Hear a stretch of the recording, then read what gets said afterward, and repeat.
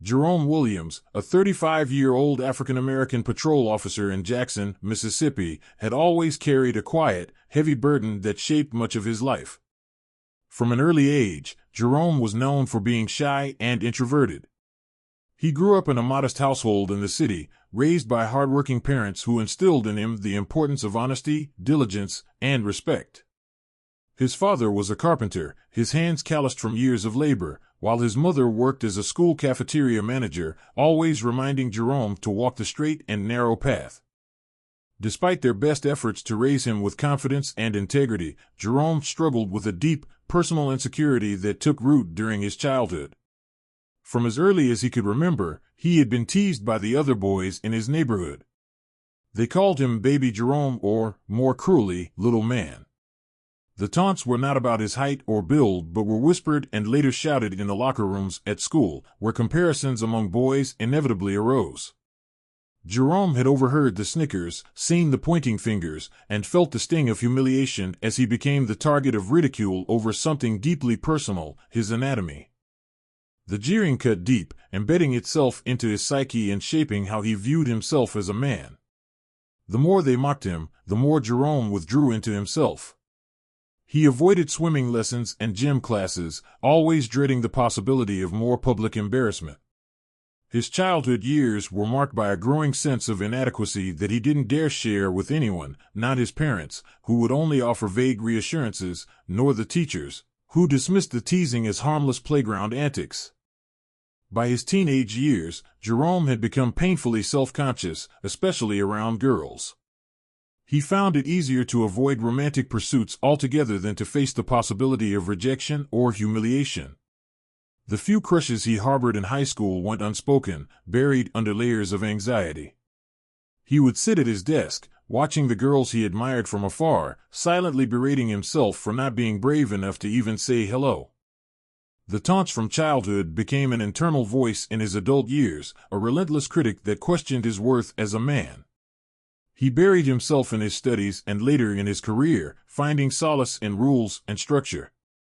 As a police officer, he was respected by his peers for his discipline and unwavering sense of duty.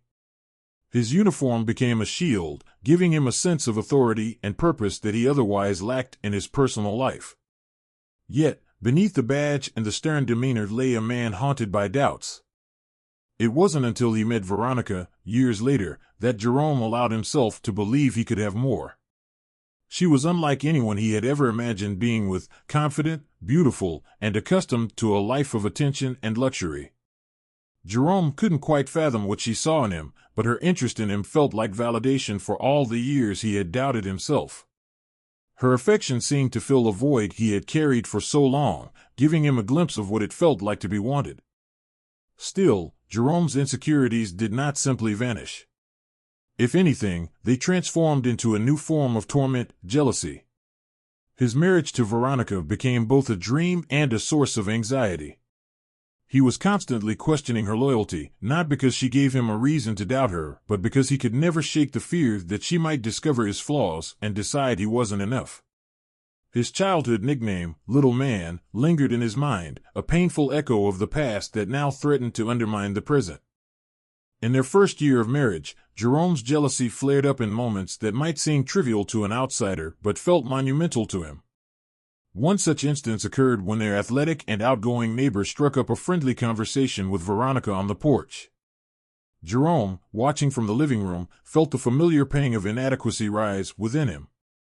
The easy laughter and casual rapport between his wife and the neighbor were unbearable. In his mind, it wasn't just a conversation, it was a reminder of everything he feared she might see in someone else. Jerome stormed outside, his voice shaking with barely contained anger as he accused the neighbor of crossing boundaries. The neighbor, startled and confused, tried to de-escalate the situation, but Jerome's insecurities had taken over. Veronica, embarrassed by the scene, scolded him later, but her words, meant to reassure, only deepened his sense of failure. He couldn't help but feel that he was losing control, not only of his emotions, but of the one relationship that made him feel whole. The weight of his childhood insecurities pressed harder on Jerome as his marriage progressed, threatening to unravel everything he had worked so hard to build. As the months of their marriage passed, Jerome and Veronica began to face increasing difficulties in their intimate life. What had once been a source of closeness and connection now felt strained and awkward. Veronica became visibly frustrated, often turning away from Jerome's advances or offering curt excuses to avoid intimacy. She was a woman used to feeling desired, and Jerome's growing hesitation only widened the emotional distance between them. Jerome, despite his best efforts, struggled to meet Veronica's needs. His own insecurities from childhood lingered in the back of his mind, casting a shadow over their private moments.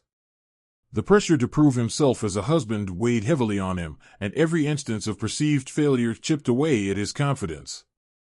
He became hyper-aware of her reactions, interpreting her sighs and silences as judgments, though she rarely voiced her dissatisfaction aloud. Over time, the atmosphere in their home grew tense. Small arguments erupted over insignificant matters, but they were underpinned by the deeper issue neither of them wanted to address directly. Jerome began spending longer hours at work, using his job as a way to escape the discomfort of their strained relationship. Veronica, on the other hand, seemed more distant with each passing day, her previously warm demeanor now replaced with an air of quiet resentment. One day, after a particularly uncomfortable evening at home, Jerome found himself confiding in his work partner, Derek. Derek was an older, more experienced officer with a reputation for being blunt but understanding. Jerome hesitated at first, unsure how to articulate his feelings without revealing too much. Yet, the weight of his frustration and self-doubt became too much to bear, and he finally opened up about the challenges in his marriage. Derek listened patiently, his expression thoughtful as Jerome stumbled through his concerns. Jerome explained how he felt like he was failing his wife, how no matter what he tried, there always seemed to be a wall between them. He admitted that he feared Veronica might be losing interest in him entirely, a fear that gnawed at him constantly. After a moment of silence, Derek offered his perspective. He spoke candidly, sharing stories of other couples he had known who had faced similar struggles. While Jerome found some of Derek's advice unorthodox, he couldn't ignore the sincerity behind it. Derek suggested that sometimes, in order to reignite a relationship, couples needed to explore new approaches, even unconventional ones. Jerome initially dismissed the suggestion as absurd. The idea seemed so far removed from his values and the kind of relationship he envisioned with Veronica. Yet, despite his initial rejection, Derek's words lingered in Jerome's mind. He couldn't shake the thought that perhaps his inability to satisfy his wife was at the root of their problems, and that it might require more than his current efforts to repair the damage. That night, Jerome lay awake, his thoughts racing. He replayed Derek's words over and over, questioning whether there was any truth to them.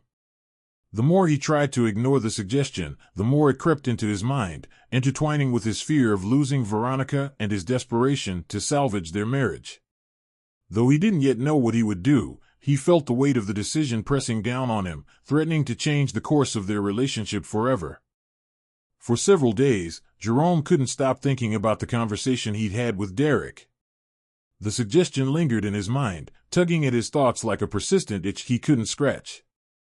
At first, he dismissed it entirely, convincing himself it was absurd, even immoral. But as time went on, the cracks in his marriage loomed larger, and he began to wonder if perhaps Derek's advice held some truth. The idea of bringing another man into their private life seemed unthinkable, but so did the thought of losing Veronica. Jerome wrestled with his doubts and insecurities. He spent nights staring at the ceiling, weighing his options and questioning his own value as a husband. Could he really go through with something so unorthodox? Would it save his marriage, or would it destroy what little intimacy they had left? These questions plagued him, but with every passing day, his desperation grew. He hated the thought of Veronica slipping further away, and the fear of her finding satisfaction elsewhere gnawed at him relentlessly. Eventually, Jerome gathered the courage to bring up the idea with Veronica. He braced himself for an argument, expecting her to be outraged or even disgusted. The thought of her rejecting the notion outright filled him with dread, but he knew he had to face the possibility. When the moment came, he approached her carefully, his words measured and cautious as he explained his concerns and, finally, Derek's unconventional suggestion. To his astonishment, Veronica didn't react with anger or indignation. Instead, she listened intently, her expression thoughtful as she absorbed what he was saying. When she finally spoke, her response left Jerome speechless. She didn't dismiss the idea. In fact, she considered it with an open mind. She acknowledged the distance between them and admitted that she, too, wanted to find a way to fix their marriage. Her willingness to entertain the idea was a blow to Jerome's pride. Part of him had hoped she would shut down the suggestion entirely, proving that their relationship didn't need such drastic measures. Instead, her agreement reinforced his fears that he wasn't enough for her. Despite the sting of her reaction, Jerome found himself agreeing to move forward. He convinced himself it was a necessary compromise, a way to save their marriage and restore some semblance of closeness between them. Reluctantly, he took the next step and created an account on a discreet dating platform designed for unconventional arrangements. The process felt alien to him, and his unease grew with every profile he scrolled through. For days, Jerome deliberated over his choice, second-guessing himself at every turn. The profiles ranged from overly confident to outright intimidating, and none of them seemed like the right fit. He wanted someone who wouldn't overshadow him entirely, a man who could fulfill the role without threatening the fragile dynamic of their relationship. Eventually, he came across a profile that caught his attention. The man's name was Nate, and he presented himself as friendly, approachable, and respectful. His photos showed a man who was attractive but not overly polished, someone who seemed genuine and non-judgmental. Jerome hesitated before reaching out, his fingers hovering over the keyboard as doubt filled his mind once more. But the thought of Veronica's growing distance pushed him to act. He sent a carefully worded message to Nate, introducing himself and explaining the situation as vaguely as possible. When Nate responded positively, Jerome felt a mixture of relief and apprehension. The first step had been taken, but the path ahead felt more uncertain than ever. As the days passed, Jerome and Nate exchanged messages, discussing expectations and boundaries. Jerome found the process uncomfortable but necessary, each interaction reminding him of the lengths he was willing to go to salvage his marriage. When a date was finally set for Nate to visit their home, Jerome couldn't shake the knot of anxiety tightening in his chest. He told himself this was the right thing to do, that it was a selfless act of love. But deep down, he couldn't ignore the nagging fear that this decision would change everything. The evening that would change everything arrived, cloaked in a tense mix of anticipation and dread. Jerome could feel the weight of the night pressing down on him from the moment he woke up that morning. Every glance at the clock, every small chore around the house seemed to emphasize the inevitability of what was about to happen. Veronica, on the other hand, appeared composed, even enthusiastic. She busied herself in the kitchen, preparing a dinner that was both inviting and elaborate, perhaps as much for herself as for the man who was coming. Despite her outward calm, Jerome could sense her underlying nervousness in the way she meticulously arranged the table and checked the time every few minutes. She hummed softly, a tune he didn't recognize, as if to drown out the tension in the air. Jerome, however, couldn't mask his own anxiety so easily. He had spent the day pacing, doubting his decision, and questioning whether this was truly the solution to their strained marriage. By late afternoon, his nerves got the better of him, and he reached for the bottle of whiskey he kept in the cabinet. The first sip burned, but it dulled the edge of his thoughts. He poured himself another, and then another, each drink a desperate attempt to quiet the storm of emotions swirling inside him. By the time the doorbell rang, Jerome was on his third glass, the warmth of the alcohol barely taking the edge off his mounting apprehension. Nate arrived precisely on time, dressed casually but neatly, with an easy smile that immediately disarmed some of Jerome's initial hostility. He was polite, almost overly so, and he carried himself with a calm confidence that Jerome couldn't help but envy. Veronica welcomed him warmly, her voice light and cheerful as she led him into the living room. Jerome stood stiffly, gripping his glass as he exchanged awkward pleasantries with the man he had invited into his home. Dinner passed in a haze of forced conversation and strained laughter.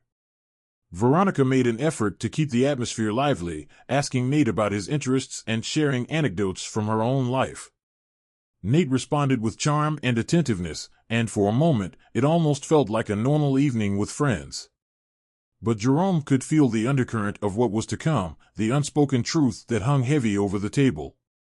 Every glance between Veronica and Nate seemed magnified, every laugh a dagger that pierced Jerome's composure.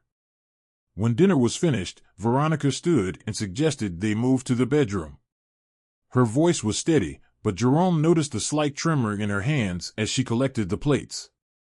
Nate nodded, his expression unreadable, and Jerome followed them upstairs, his steps heavy and reluctant. The bedroom was dimly lit, the air thick with an uncomfortable silence as they settled in. Veronica and Nate exchanged nervous smiles, and then it began. Jerome sat in the corner, nursing another glass of whiskey, his eyes fixed on the scene unfolding before him. At first, he tried to remain detached, telling himself this was for the greater good of their marriage, that this was what Veronica needed to feel fulfilled. But as the moments passed, something inside him began to unravel. Watching his wife with another man ignited a storm of emotions he hadn't anticipated. Jealousy burned through him like acid, mingling with a deep sense of humiliation and rage. He felt like an intruder in his own life, a passive observer to a reality he had helped create but couldn't control. When he saw Veronica's face light up with a kind of joy and satisfaction he hadn't seen in years, it was too much. His mind spiraled into a dark place, consumed by the thought that he had been replaced, that his worst fears had come true. The alcohol in his system only amplified his emotions, dulling his reasoning and sharpening his anger. Before he fully realized what he was doing, Jerome stood and reached for the holstered pistol he had left on the bedside table. The room froze as he raised the weapon, his hands trembling with a mix of fury and despair. Without hesitation, he pulled the trigger.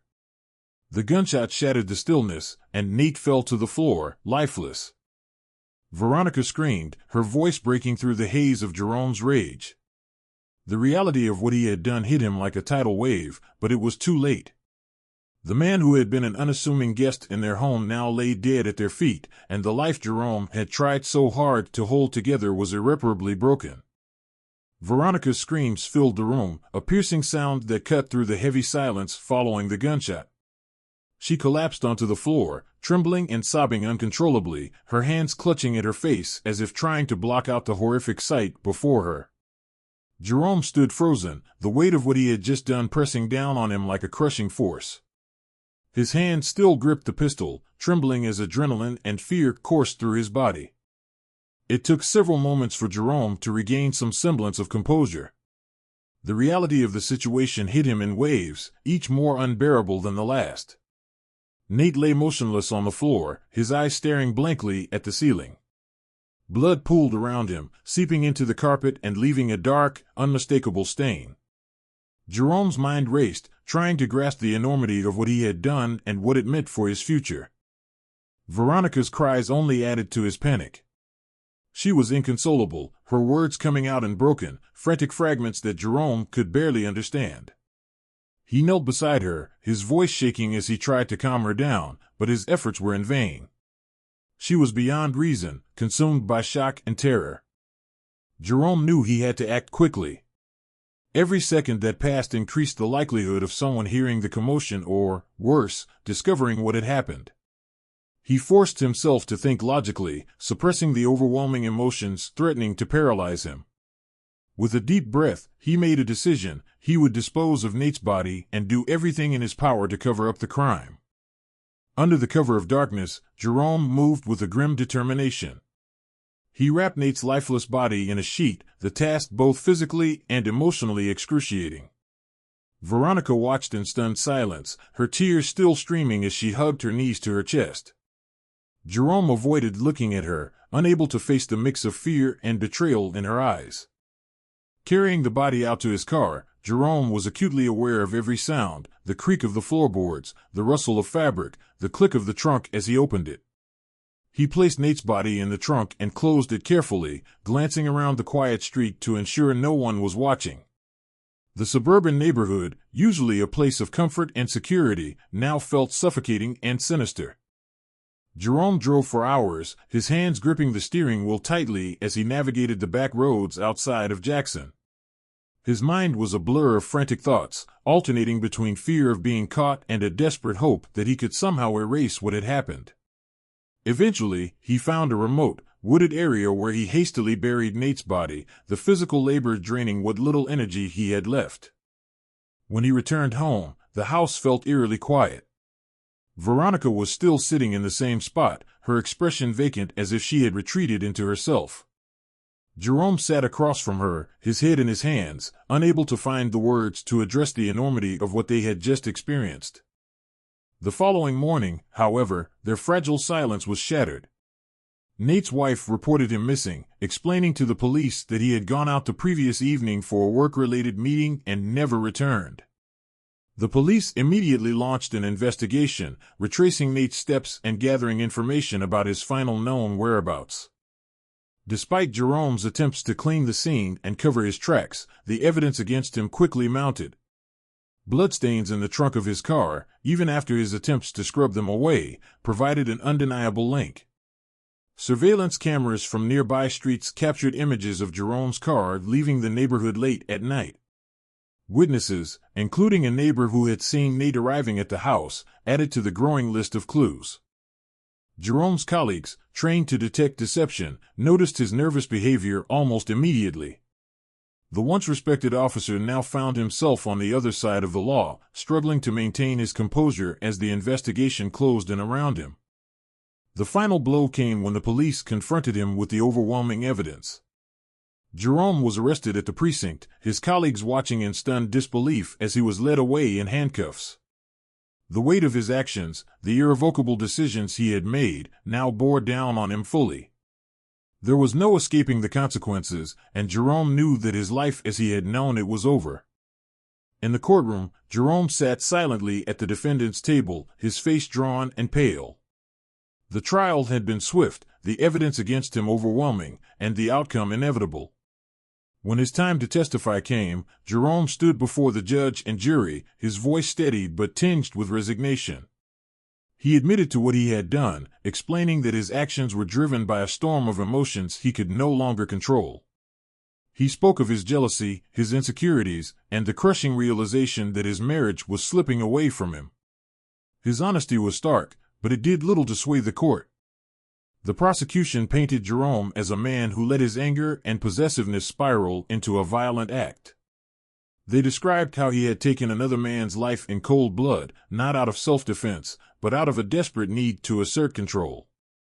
The defense argued that Jerome was not inherently violent, that he had been pushed to the edge by emotional turmoil and years of insecurity. While the jury listened attentively, their expressions remained unreadable. Veronica's testimony, however, became the turning point of the trial. She entered the courtroom with a composed demeanor, dressed impeccably as though determined to show the world that she had not been broken by the ordeal. Her words were sharp and deliberate as she recounted the events leading up to the murder. She described the escalating tensions in their marriage, Jerome's insecurities, and his obsessive jealousy. When asked if she still supported her husband, she delivered a response that left the courtroom in stunned silence. Veronica stated that she could no longer stand by Jerome. She accused him of destroying their life together and admitted that she had been considering leaving him long before the tragedy occurred. But the most shocking revelation came when she confessed that she had agreed to the arrangement not out of love or a desire to fix their marriage, but to test her own allure.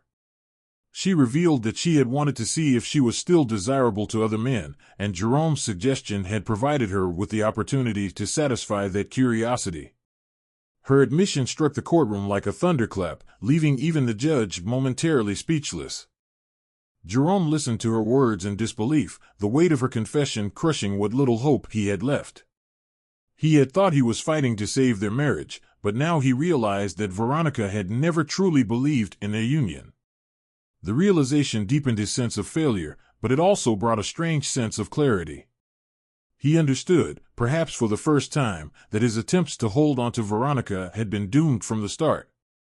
The jury deliberated briefly before delivering their verdict. Jerome was found guilty of second-degree murder and sentenced to 20 years in prison. As the judge read the sentence, Jerome felt a strange sense of relief.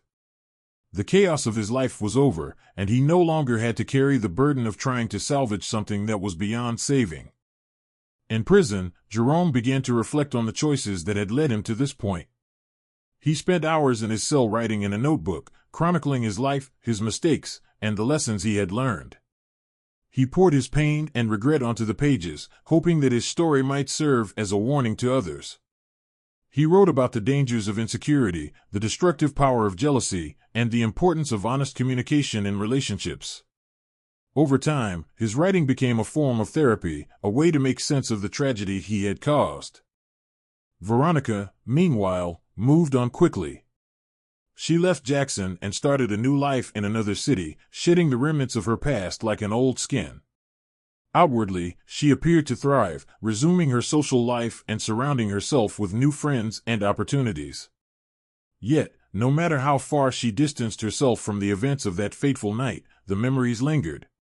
Late at night, when the world was quiet, she would find herself haunted by the echoes of what had happened, the choices she had made, the pain she had inflicted, and the life that had been lost. In the end, the broken vows that had defined their marriage left scars on both Jerome and Veronica. For Jerome, the prison walls were a constant reminder of his actions, while Veronica carried the weight of her own guilt and regret. Their lives had been forever altered, not just by the tragedy itself, but by the truths it had unearthed about who they were and what they had become.